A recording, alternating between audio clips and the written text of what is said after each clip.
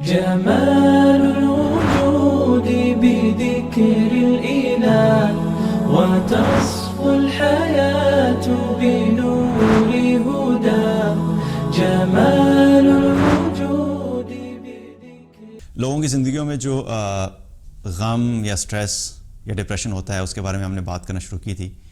اس کی جو مختلف وجوہات ہوتی ہیں اور چونکہ ہم جو زندگی گزار رہے ہوتے ہیں اس میں ہم مختلف لوگوں سے ملتے ہیں، مختلف جگہوں پہ جاتے ہیں، مختلف کام کرتے ہیں اور کئی دفعہ ایسا ہوتا ہے کہ ہم کچھ کام کرتے ہیں تو وہ جو بھی ہم کام کرتے ہیں اس کی وجہ سے لوگوں کی طرف سے کچھ ریئیکشنز آتے ہیں. کئی دفعہ وہ ریئیکشن یا رسپانس پازیٹیو ہوتا ہے اور کئی دفعہ وہ نیگیٹو ہوتا ہے، یعنی تنقید کی صورت میں، کرٹیسزم کی صورت میں. اب جب تک تو ہمارے کسی بھی کام کی تعریف کی جاتی ہے یا اس کام کو اپریشیٹ کیا جاتا ہے تو ہمیں بڑا مزہ آتا ہے. ہم وہ کام کرنا چاہتے ہیں جہاں پہ ہماری تعریف ہو، جہاں پہ لوگ کہیں جی بڑا اچھا کام کر رہے ہیں، جہاں پہ لوگ ہمارے اوپر تنقید نہیں کریں. لیکن جو ہی آپ کوئی ایسا کام کرتے ہیں اور آپ کو ریئلائز ہوتا ہے کہ اب لوگ تنقید کرنے لگ گئے ہیں تو لوگ اکثر کیا کرتے ہیں، یا تو اس کام کو چھوڑ دیتے ہیں یا پھر اس تنقید کی وجہ سے غمگین ہو جاتے ہیں اور پریشان ہو کے بیٹھ جاتے ہیں جی ہمارے اوپر کیوں اتنا کرٹیسائز کیا جا رہا ہے. مثال کے طور پہ کسی نے داڑھی نہیں رکھی تھی، تب تک سب ٹھیک چل رہا تھا. داڑھی رکھی، جو ہی تھوڑی سی داڑھی رکھی اور بڑی ہوئی، اچانک جب وہ تنقید آنا شروع ہوگی. لوگوں نے کہنا شروع کر دیا کہ بھئی یہ تو کیا داڑھی کیوں رکھ لی ہے، ابھی کیوں رکھ لی ہے، تم تو ابھی جوان تھے، ابھی تو اتنا وقت تھا، شادی کے بعد رکھ لینا، مولوی ہو گئے ہو، مولوی سے کون شادی کرے گا، کرٹیسزم آنا شروع ہو جاتا ہے. اسی طریقے سے کہ کوئی سسٹر جو ہے وہ حجاب نہیں کرتی تھی، حجاب کرنا شروع کر دیا. اب حجاب جب نہیں کرتی تھی تو بہت تعریف ہوتی تھی، جدھر جاتے تھے تو لوگ تعریف کرتے تھے، شادیوں میں بھی تعریف ہو رہی ہے، سوشل سرکلز میں بھی تعریف ہو رہی ہے کہ تم اتنی خوبصورت ہو، تمہارے بال اتنے اچھے ہیں، تمہارا میک اپ اتنا اچھا ہے. جو ہی حجاب کرنا شروع کیا تو ظاہر سب کچھ چھپ گیا. اب لوگوں کی طرف سے کیا ہوگا، تنقید آنا شروع ہو جائے گی کہ یہ کیا کیا، تم تو پہلے اتنی اچھی لگتی تھی، ابھی کیوں حجاب کر لیا، لوگ کیا کہیں گے، تمہارا رشتہ کیسے ہوگا. کئی دفعہ گھر کے اندر سے ہی آ جاتی ہے. باہر کی تنقید تو دور کی بات، اکثر گھر کے اندر سے کرٹیسزم آتا ہے. کیونکہ بہت سے مجھے جو میسیج آتے ہیں ان میں اکثر یہ ہوتا ہے کہ گھر سے ہی کرٹیسزم چل رہا ہوتا ہے. تو جب انسان کوئی اچھی چینج لے کے آتا ہے یا اچھا کام کرتا ہے تو اس کے نتیجے میں جب کرٹیسزم آتا ہے تو کرٹیسزم آنے کی وجہ سے کیا ہوتا ہے، لوگ غمگین ہو جاتے ہیں، پریشان ہو جاتے ہیں. اور پھر کیا ہوتا ہے، اکثر ڈسکشن میں کیا ہوتا ہے، جی میں بہت پریشان ہو گیا ہوں، لوگ اتنی باتیں کرتے ہیں، لوگ کہتے ہیں کہ کس قسم کا دین ہے، تم لوگ تو بڑے ایکسٹریمسٹ ہو گئے ہو، تم لوگ تو بڑے فنڈامنٹلسٹ ہو گئے ہو، اتنا بھی زیادہ نہیں ہونا چاہیے، تھوڑا سا ماڈریٹ ہو کے چلنا چاہیے. اور اس کرٹیسزم کی وجہ سے کیا ہوتا ہے کہ زندگی میں سٹریس آ جاتا ہے. تو یہ بیجا جو تنقید ہوتی ہے لوگوں کی، اس کی وجہ سے بھی ہماری لائف کے اندر جو ہے وہ غم آتا ہے اور سٹریس آتا ہے. یاد رکھیے کہ اپنی زندگی میں اگر ہم یہ سوچ کے کوئی بھی کام کریں گے کہ لوگ کیا کہیں گے تو آپ ساری زندگی سٹریس میں گزاریں گے.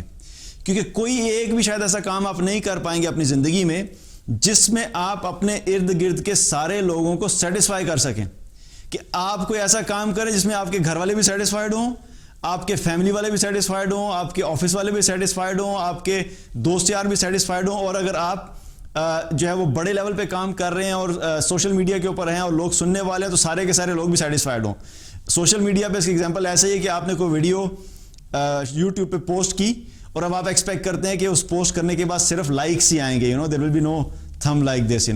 کوئی ویڈیو بھی آپ کو ایسی نہیں ملے گی، چاہے جتنا مرضی اچھا اسکالر ہو، جتنی مرضی اچھی بات کر رہے ہو، ہر ویڈیو کے اندر آپ کو کچھ نہ کچھ تھمز نظر آئیں گے جو کہ یوں والے ہوں گے، رائٹ، نیچے کی طرف ہوں گے.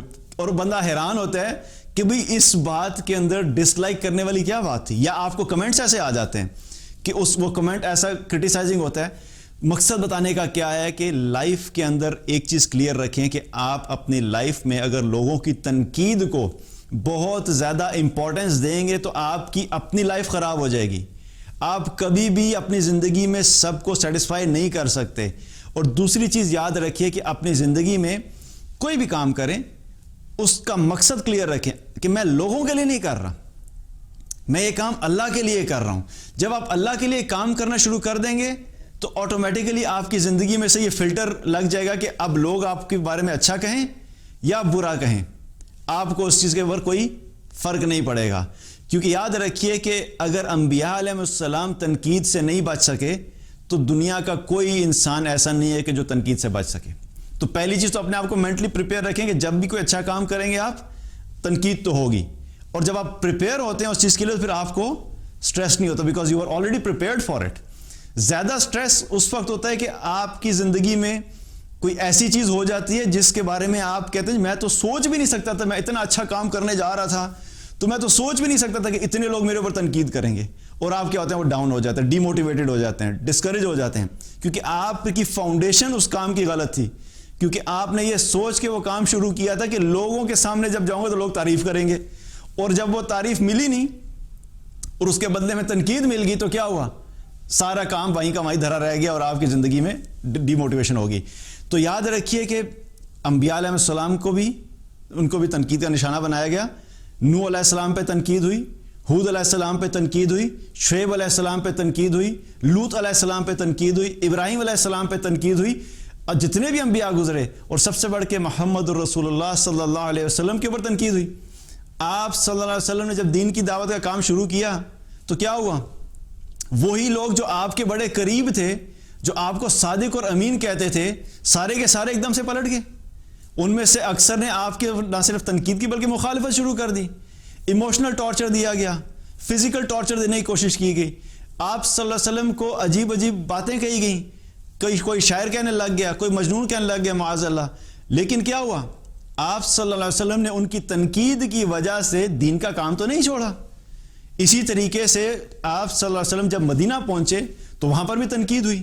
وہاں پر منافقین آپ کے اگینسٹ ہو گئے. منافقین کیا کیا کرتے تھے, ظاہری طور پہ یہ شو کرتے تھے کہ ہم آپ کے ساتھ ہیں, مسلمانوں کے ساتھ, اور جب اکیلے میں ہوتے تھے کیونکہ ان کے دلوں میں کفر تھا, مسلمانوں کی نفرت تھی. اب وہ نفرت پبلکلی مسلمانوں کے سامنے تو شو نہیں کر سکتے تھے, لیکن جب وہ اکیلے میں بیٹھے ہوتے تھے تو ان کی جو نفرت ہوتی تھی جو ہے وہ باہر ابھرتی تھی.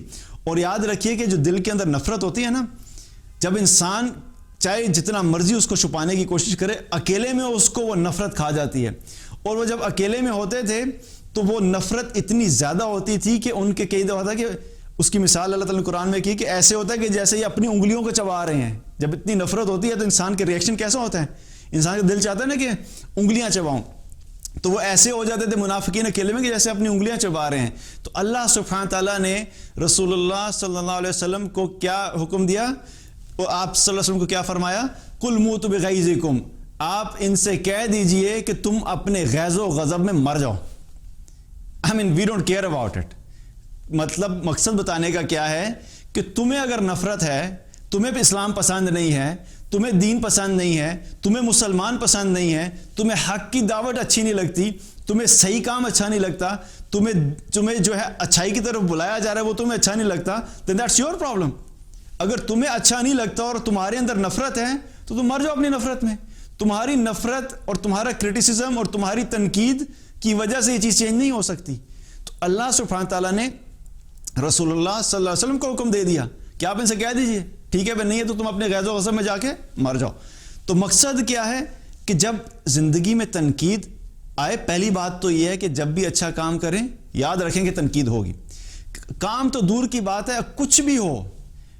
کئی دفعہ ہوتا ہے کہ آپ ڈریس ایسا پہنتے ہیں کہ آپ کے ڈریس کے اوپر تنقید ہو جائے گی, آپ کے رنگ کے اوپر تنقید ہو جائے گی, آپ کے بالوں کے اوپر تنقید ہو جائے گی, آپ کے کسی بھی چیز کے اوپر جب بھی آپ سوشلائز کریں گے, جب بھی آپ لوگوں کے ساتھ انٹریکٹ کریں گے تو یاد رکھیں کسی نہ کسی بات پہ آپ کے لہجے پہ تنقید ہو سکتی ہے, آپ کے بولنے کے سٹائل پہ تنقید ہو سکتی ہے, کسی بھی چیز پہ ہو سکتی ہے. جو لوگ اپنی زندگی میں لوگوں کی تنقید کو بہت زیادہ سیریس لیتے ہیں اور ہر چیز کے اوپر بہت زیادہ اپنے اوپر سوار کرتے ہیں, یاد رکھیں اپنی زندگی میں ہمیشہ ڈپریشن میں رہتے ہیں.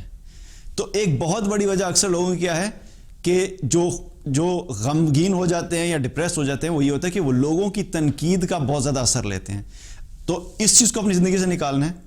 پہلی چیز کیا, میک شور کرنا ہے کہ آپ جو کام کر رہے ہیں وہ ٹھیک کر رہے ہیں.